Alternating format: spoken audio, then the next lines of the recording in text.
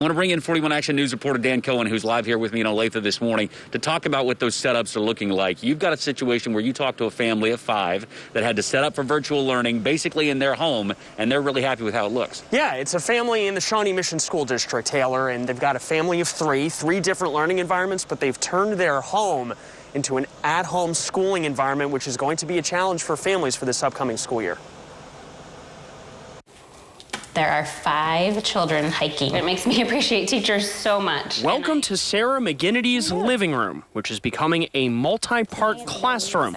This is her 6-year-old son Clark's desk, where he'll work through his first grade curriculum. Sarah is also making sure he engages in immersive learning right outside their house. Clark is really into nature, so we're doing some nature journaling and some hikes, and he has a pet caterpillar now, and so trying to mix in stuff that they're passionate about, so it seems like more of a fun, adventure instead of just, here's mom telling me to do math again. That's a consideration Sarah and her fellow mothers are confronting, playing teacher and parent all at the same time. I'm nervous.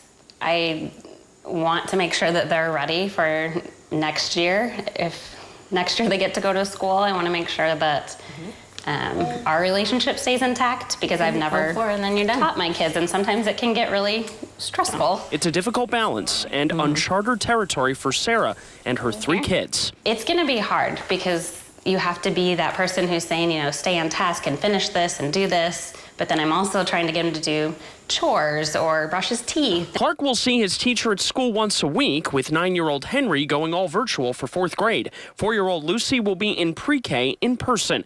The picture has become clearer for this family and others with the first day officially here. And that's a lot of weight on a mom to decide, especially when the consequences of, potentially getting sick or making other people sick are so heavy. But I do feel like now that people have made their decision, it feels a little bit like it's shifted from anxiety to, all right, let's do this and make this successful. The moms of the KC Mom Collective look to Sarah for guidance and advice. With an unprecedented school year now here, Sarah provides this final piece of advice. Also just giving yourself and the people around you grace. That's a piece of advice that families all over our area, both sides of the state line, can take to heart. And Taylor, you're a father of 3, and the thing that really struck me that Sarah talked about was maintaining that parental relationship while also being a teacher, too. And I know that's a challenge for your family also. And what she just said there about offering grace, there's got to be some wiggle room with all this. I mean, that's going to be normal anyway. Teachers would always want to say, hey, there's wiggle room when you come to school if it were a normal year. Especially now, they want moms and dads and grandmas and grandpas and whoever else is doing at-home learning to know this is not going to be perfect. No. This is going to be a little bit bumpy the first few days. There are going to be adjustment periods involved, and you're going to go through that, and other families are going to go through that, but setting up the right environment at home, and we saw in the story, getting your kids outside and getting involved in immersive learning like that is going to be critical to kind of break things up a little bit. I will say it was very nice when I came downstairs this morning to head to work to see my kids' crayons and crayon boxes all kind of lined out on the dining room table, ready to go for their first day of school.